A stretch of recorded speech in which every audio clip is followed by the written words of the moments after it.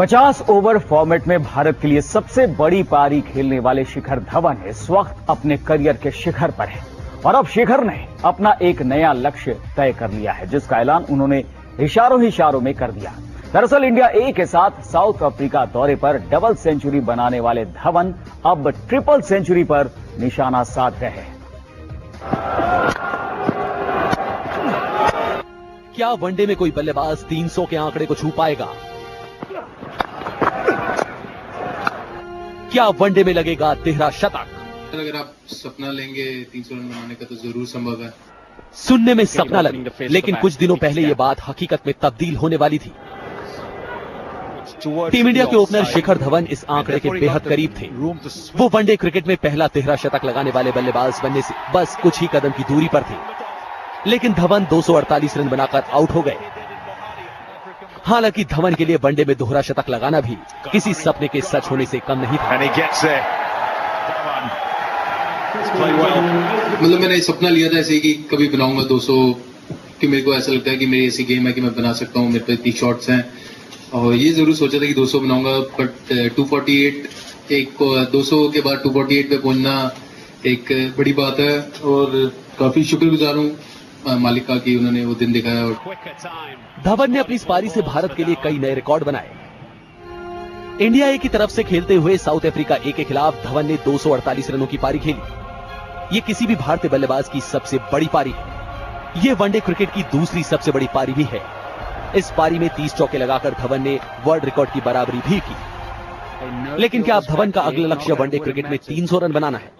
क्योंकि धवन ये मान रहे हैं कि 248 के स्कोर पर उन्होंने बेशक वनडे के सबसे बड़े रिकॉर्ड के बारे में ना सोचा हो, लेकिन 300 का आंकड़ा उनके जहन में जरूर था। मेरे को इतना पता था कि जैसे सचिन पाजी और वीरू पाजी ने 200 बनाया, तो मुझे था कि मैं उनसे ऊपर हो गया, बट मुझे जो हाईएस्ट था 268 वो नहीं पता था मुझे। तो बस मैं बैटिंग कर रहा था, ये था कि हाँ जी उन्होंने बनाया तो मैंने भी बना दी, तो बड़ी अच्छी फीलिंग हुई। धवन जिस अंदाज में गेंदबाजों की हालत खराब कर रहे हैं, उसे देखते हुए वनडे में 13 शतक का सपना भी अब हकीकत बनता नजर आ रहा है। क्या पता जिस दिन धवन का बल्ला एक बार फिर अपने रंग में हो, उसी दिन रनों की होली भी हो जाए। वर्ल्ड क्रिकेट में कई धमाकेदार पारियां खेलकर शिखर धवन ने वर्ल्ड क्रिकेट में अपनी एक अलग ही इमेज बना ली है, जहां उन्हें अब एक नया मिस्टर डायनामाइट कहा जा रहा है। शिखर धवन ने जिस तरीके की पारी साउथ अफ्रीका ए के खिलाफ खेली, उससे उम्मीद जरूर बनती है कि धवन ऐसी ही धमाकेदार पारी टीम इंडिया के लिए वनडे क्रिकेट में भी खेलेंगे। कैमरा पर्सन देव कुमार चौबे के साथ Ravish best, news nation Delhi. तो निशाने पर है 300 रन। भारत के साउथ अफ्रीका दौरे को लेकर अभी कुछ भी तय नहीं हुआ है, लेकिन टीम इंडिया के ओपनर शिखर धवन का मानना है कि हाल ही में खत्म हुए इंडिया ए के साउथ अफ्रीका दौरे से टीम इंडिया को काफी फायदा मिलेगा। धवन ने भर दी है हुंकार, अफ्रीका दौरे पर होगा बेड़ा पार। Lovely shot again. That's 4 more. India A के लिए साउथ अफ्रीका दौरे पर जबरदस्त खेल दिखाने के बाद टीम इंडिया के विस्फोटक बल्लेबाज शिखर धवन के हौसले बुलंद हैं। दौरे पर अपनी बल्लेबाजी से प्रोटिया सरजमी पर धमाल मचाने वाले धवन ने ऐलान कर दिया है कि जिस तरह का खेल इंडिया ए ने साउथ अफ्रीका ए के खिलाफ दिखाया है, उससे टीम इंडिया को पूरा फायदा मिलेगा। बिल्कुल फायदा मिलेगा, क्योंकि दूसरे देश में जाके जब आप खेलते हैं तो पिचेस डिफरेंट है। वैसे विकेट नहीं थी जिस हिसाब से हमें समझ में मिलेगी, क्योंकि समझ में वहां पे वो घास ज्यादा रखते, विंटर्स में नहीं रखते। तो पर बाउंस अच्छा था, पेस थी विकेट पे, और वहां का वेदर के यूज टू होना, कंडीशंस की हवा कैसे कितने तेज चलती है क्या, तो सारी छोटी छोटी चीजें बहुत मैटर करती हैं। तो जब आप यूज टू होते तो जो हम एक्सपीरियंस लेके आए वहां से, तो वो जरूर आगे काम आएगा। साउथ अफ्रीका ए के दौरे पर भारत की ए टीम ने शानदार प्रदर्शन किया था। इस दौरे पर इंडिया ए ने ट्राई सीरीज पर कब्जा किया और साउथ अफ्रीका ए के खिलाफ टेस्ट सीरीज को ड्रॉ किया। हालांकि साउथ अफ्रीका के बोर्ड के साथ चल रहे विवाद के चलते अभी यह तय नहीं है कि बीसीसीआई दौरे को लेकर क्या कदम उठाएगी। ऐसे में धवन ने अफ्रीका दौरे के कार्यक्रम को बीसीसीआई पर ही छोड़ना बेहतर समझा। That thing is not in my hand, and that's BCCI call, so it's up to them.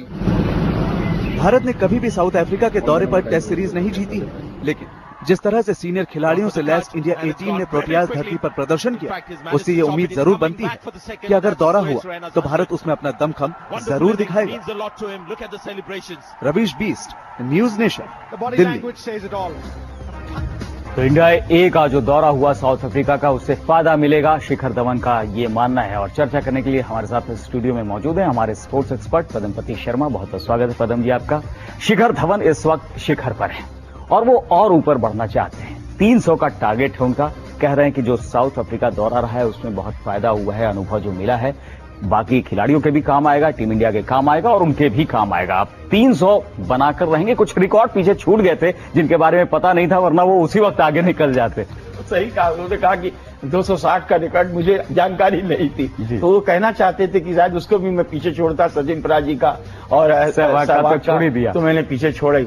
दो राय नहीं है। देखिए, ये तो पूत के पग पालने में दिख गए थे जब इनका पुनर्जन्म हुआ था। पुनर्जन्म की बात करता हूँ, रीबर्थ, जब वो ऑस्ट्रेलिया के खिलाफ इन्होंने मोहाली में सेंचुरी लगाई थी, 187 की पारी, 175 के आसपास की गेंद खेली थी। तो जो आदमी टेस्ट क्रिकेट में इस तरह की जाहिराना पारी खेल सकता है, वो कुछ भी कर सकता है वनडे में। और देखिए, वनडे में इतने रिकॉर्ड बने हैं, लेकिन वो एक के बाद एक धराशायी होते जा रहे हैं। तो कौन जानता है वनडे का स्वरूप क्या होगा, क्योंकि T20 के आने के बाद जो एक गुणात्मक परिवर्तन आया है, जो एक सकारात्मकता आई है बल्लेबाजी में, एक अजीब किस्म की आक्रामकता आई है, नए नए प्रयोग हुए हैं, नए नए इनोवेशन हुए हैं, स्ट्रोक्स नए आए हैं, तो कुछ भी हो सकता है। और शिखर धवन ऐसे अगर कर सकते हैं तो आप इससे कोई आश्चर्य मत कीजिएगा, बिल्कुल चौंकिएगा नहीं, क्योंकि यानी कोई दूसरा खिलाड़ी अगर होगा तो शिखर धवन ही हो सकता है। हालांकि 50 ओवर फॉर्मेट की बात जरूर है, लेकिन वनडे क्रिकेट जो आधिकारिक मैच होंगे वहां पर माहौल कुछ अलग होता है। पता नहीं, अलग तो होता है, लेकिन देखिए इन मैचों को आप बहुत नीचे नहीं मान सकते। एक ये जो मैच इंडिया ए के मैच हुए, उनके एक पायदान, सिर्फ एक पायदान, और ये प्रथम श्रेणी रणजी ट्रॉफी और इंडिया ए के मैचों में जमीन आसमान का अंतर है। आप ये मान के चलिए कि थोड़ा सा अंतर मेन सीनियर टीम और ए के बीच होता है, बहुत ज्यादा फर्क नहीं होता। और वहां उनको जो बॉलिंग भी मिली, ऑनटांग वगैरह जो गेंदबाज, हालांकि पिच वैसी नहीं थी, माहौल वैसा नहीं होता है, दर्शक उतने नहीं होते हैं, टीवी व्यूअरशिप वैसी नहीं होती है, वो उतना प्रेशर भी नहीं होता है, बिल्कुल, इसलिए दबाव बहुत कम हो जाता है। ये सही है। लेकिन एक बात जो मुझे शिखर धवन की समझ में नहीं आई, उन्होंने कहा कि इसका हमें बहुत ज्यादा फायदा मिलेगा। निश्चित रूप से कुछ खिलाड़ियों को फायदा तो मिलेगा, लेकिन वहां की जो विकेट है और वहां का जो मौसम है, वहां का जो पूरा कंडीशन है, वो कंडीशन इनको नहीं मिली थी। इनको बड़े झूरा विकेट मिले थे, फ्लैट विकेट, सपाट विकेट मिले, छोटे छोटे मैदान कर दिए गए। तो क्या ये चालाकी की गई है, समझ में नहीं आता कि वहां किस तरह की बात शिखर धवन ने किस आधार पे की। तो बेहतर ये होगा कि हम देखें और इंतजार करें कि क्या होता है सीरीज। लेकिन एक बड़ा सवाल यहां पर है पदम जी, कि क्या सचिन और सहवाग की लीग में पहुंच चुके हैं शिखर धवन? अभी कहना थोड़ा मुश्किल है, क्योंकि देखिए इन लोगों ने जो कुछ भी किया है इसके लिए बहुत समय लगा है। 15 साल और 24 साल और 23 साल लगे हैं। तो अभी तो ये एक शुरुआत है, अभी तो ये पैदा हुए हैं, जन्मे हैं और एक स्टार हुए हैं। सुपर स्टार होने में अभी थोड़ा वक्त है। लेकिन जिस तरह से वो कह रहे हैं कि सचिन पाजी का और वीरू का, उनका मुझे पता था कि रिकॉर्ड ये है, इसलिए मैं आगे चला गया। उस लाइन में तो है ही है शिखर, उस लाइन में तो लाइन में नहीं है। लेकिन अगर अभी हम लोग को आके लगातार परफॉर्म करना पड़ेगा ये। और आप ये न भूलें कि 5 साल से ये एरिना में है, लेकिन अभी इनका पुनर्जन्म तो 6 महीने पहले ही हुआ है मुश्किल से। ये ना भूलिए। और टीम इंडिया को फायदे की बात कर रहे हैं शिखर, तो कितना फायदा हो सकता है? साउथ अफ्रीका दौरा वैसे अभी तय हुआ नहीं है, उसको लेकर बवाल मचा हुआ है। अजीब विरोधाभास, एक तरफ बवाल मचा हुआ है, दूसरी तरफ 2014 में जो है वहां आईपीएल कराने की भी बात चल रही है। समझ में नहीं आता बीसीसीआई की राजनीति क्या है। लेकिन हाँ, ये सही, मैंने पहले भी कहा आपसे कि ये मौसम वहां उचित नहीं था। जिस मौसम में जाना है, नवंबर दिसंबर में इनको जहां दौरा करना है, वो वहां पर शीत होगी और वहां जो विकेट में उछाल होगी, वहां मूवमेंट होगा। और सबसे बड़ी बात जो होगी, जो दुनिया के सबसे खौफनाक, सबसे तेज और सबसे अचूक गेंदबाजी है, वो दक्षिण अफ्रीका के पास है। उसका सामना करना है इनको। तो शिखर धवन ने जिस तरह से रियाज किया है, देखना है कि वो रियाज कितना फलीभूत होता है। हालांकि उम्मीदें जरूर यहां पर बढ़ गई हैं। वैसे पहले चैंपियंस ट्रॉफी और फिर इंडिया ए के खिलाफ साउथ अफ्रीका दौरे पर धमाल मचाने के बाद इंडिया ए की तरफ से जो खेले थे शिखर धवन, टीम इंडिया के स्टार बल्लेबाज शिखर धवन ने अपना नया लक्ष्य तय कर लिया है। शिखर ने अपनी बल्लेबाजी में आए बदलाव और चैंपियंस लीग की तैयारी के बारे में हमारे संवाददाता रवीश बिष्ट से खास बातचीत की। हमारे साथ हैं टीम इंडिया के स्टार बैट्समैन शिखर धवन और उनसे हम जानने की कोशिश करते हैं उनके शानदार परफॉर्मेंस के बारे में जो 1 साल में रहा है। शिखर, बीच में जब आपने सेंचुरी स्कोर की अपनी डेब्यू में, उस समय तो बात नहीं हो पाई, लेकिन ये जो अटैकिंग क्रिकेट आपके अंदर आया है, इसमें क्या चेंजेस हुए मेंटली और टेक्निकली?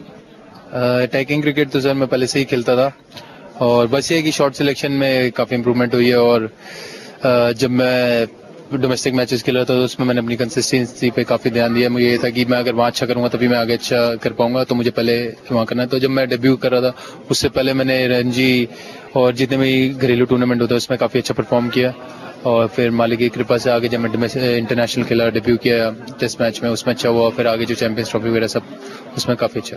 एक वक्त ऐसा भी आया, मैंने इंटरव्यू में पढ़ा था कि आप थोड़ा वो भी हो गए थे अपसेट की टीम में कंसिस्टेंट प्लेस नहीं मिल पा रहा है। किसका सबसे ज्यादा योगदान रहा, कोचेस का? किसने सबसे ज्यादा हेल्प की कि कंसिस्टेंट परफॉर्मेंस आपकी रही?